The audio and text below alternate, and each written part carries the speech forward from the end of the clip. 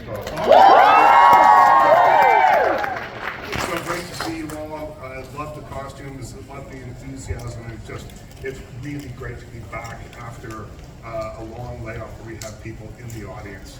I love it, and I hope you enjoy the show today. We got a couple of things. I'll tell you a little bit about Harry Potter and the Cursed Child. How many people here have seen the show? I kind of figured that might be the case. So you know what it's all about here. It is the 8th story in J.K. Rowling's epic saga and the first Harry Potter story to be presented on stage. It begins 19 years after Harry, Ron, and Hermione saved the wizarding world. Now they're back on the most extraordinary new adventure.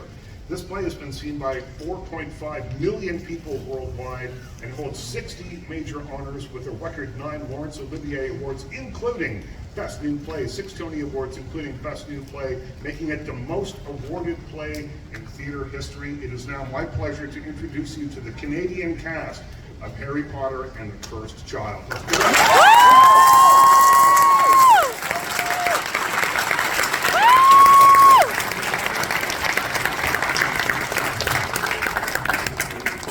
While we're waiting for them,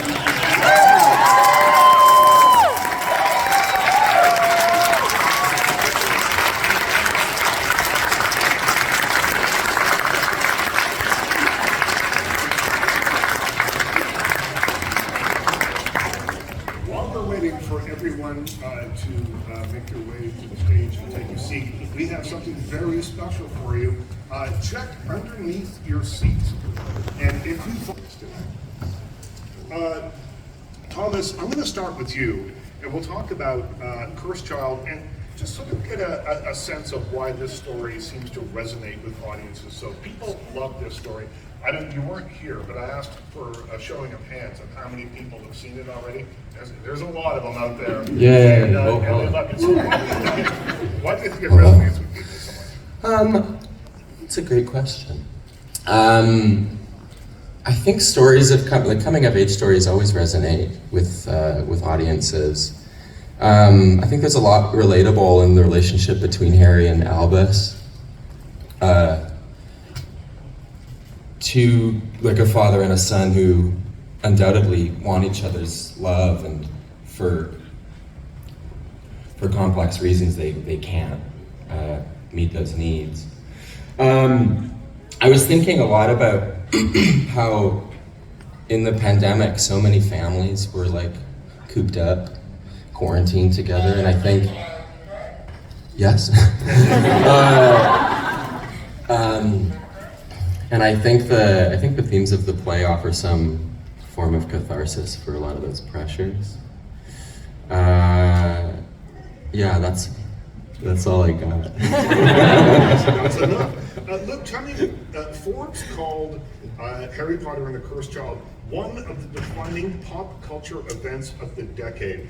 What do you think that is? What do you think has made this show a defining pop culture event?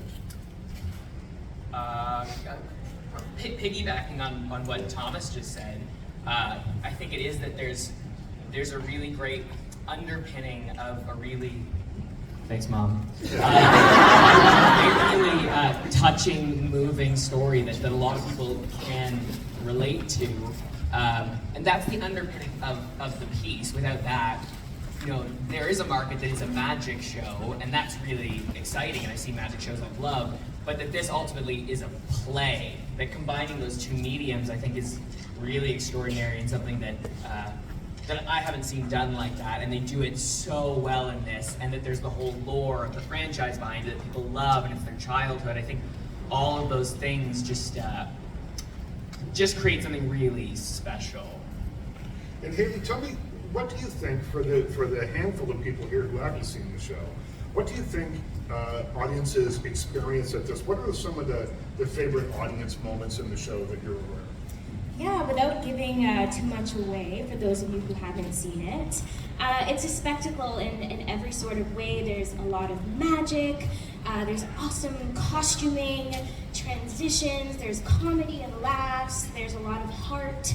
And I think the biggest thing, my favorite part, is the teamwork that you see from the show. Not only from the people on stage, but from behind the scenes, the lighting, the front of house. Like, it's a big team effort, and that's the most exciting part of the show that I think people will enjoy when they come to see it. And Brett has something to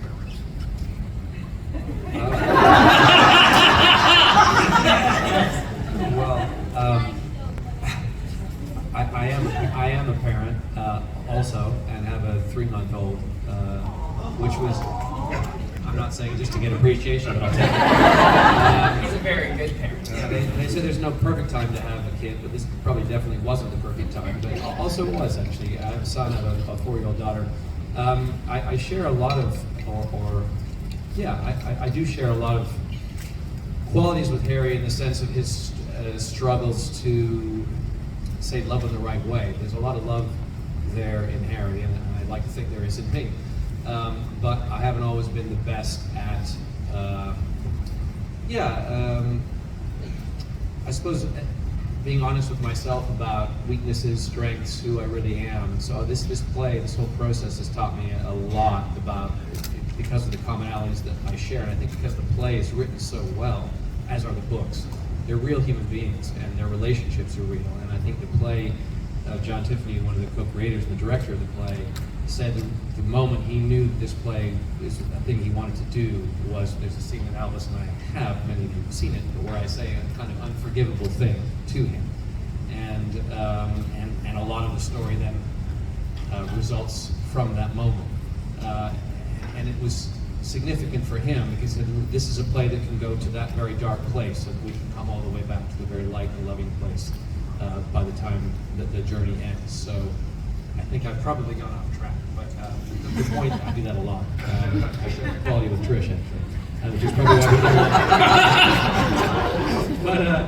But this play, it means a lot to be able to tell this story to all of you here and to all the thousands and thousands of people that are coming to see it. It's a privilege to be able to tell this story.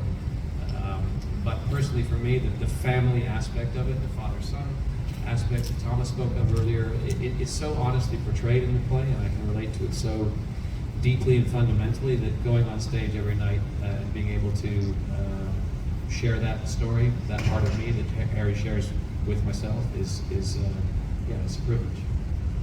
And what is it like when you leave the theater every night? There's people around the stage door that want to meet the actors and things. You're Harry Potter when you come out of that door. How do people respond? Well, two quick things about that. One, the stage door is in an awful alley. So it doesn't. I won't go into details, but let's just put it this way: not a lot of people really go to that alley. The second is no one really recognizes, I think, most of us, because I don't have the glasses or the scar or the wig or anything. So it's kind of people do come around and people do recognize us, but they're pretty savvy. By and large, people walk right by us as we're unlocking our bicycles, and no one's any the wiser. So. Sarah, let's talk about Hermione. One of the lessons that we can take away from Hermione is that being unlike everybody else is a positive. And I read that when you were auditioning for the part, this is your quote, "I just realized how much I wanted to be someone like Hermione, but I didn't see myself in that part." So what does playing that part mean to you? I don't remember saying that. It's either in the Globe and Mail or the Toronto Star. Oh my gosh. Okay, well, I mean, it must be true, but yeah. No, but honestly, when I was asked to audition, I was like, for who? Because, well, let's start on the outside. This Hermione is a black woman, and in the book, she's not a black woman.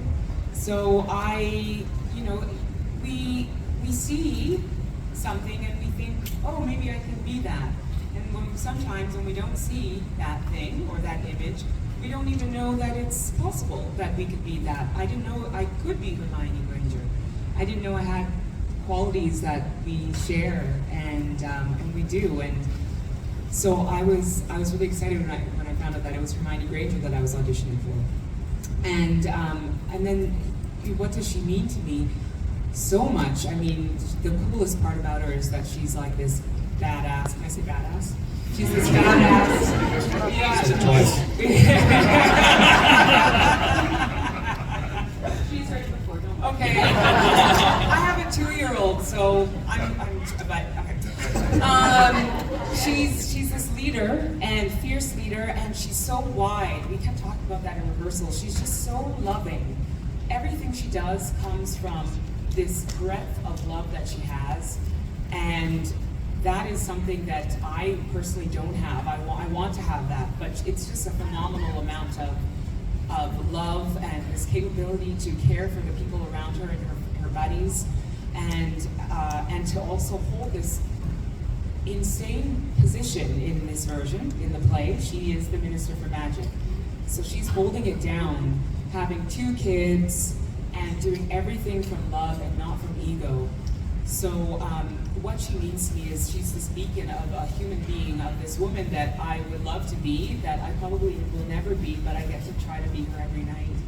And seeing her do that and have 2 kids, and I have 1, and coming to do the show 8 times a week, seeing my 2-year-old maybe 1 hour a day, you know, I go, if she can do it, I can do it. That if it was a different character, I don't know if I could do the schedule and be so rigorous with my life if I wasn't trying to strive to be as big of a person as Hermione Granger.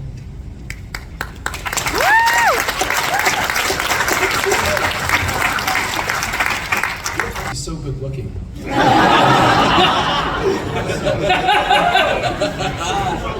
One of the things about Ron that, he's loyal and he's fun and he has a huge heart. But one of the things, he's just so relatable in that he's the underdog in the trio. And that, I think it's one thing to be special and to be told that you're special and to grow up as a special person. And then it's another thing to grow up as someone who doesn't feel special, who's never felt special, who's not celebrated. And that, to me, is the key to Ron, and how he struggles with that in his journey in books, and then how one, as an adult, can still kind of accept that. How do you accept being not special? Even though I would say everyone is special, but there's I don't know, that's the key to me for Ron. So I don't know whether that makes him popular, but it makes him popular with me. Yeah, I think he's just a sweet, fun person, and totally relatable.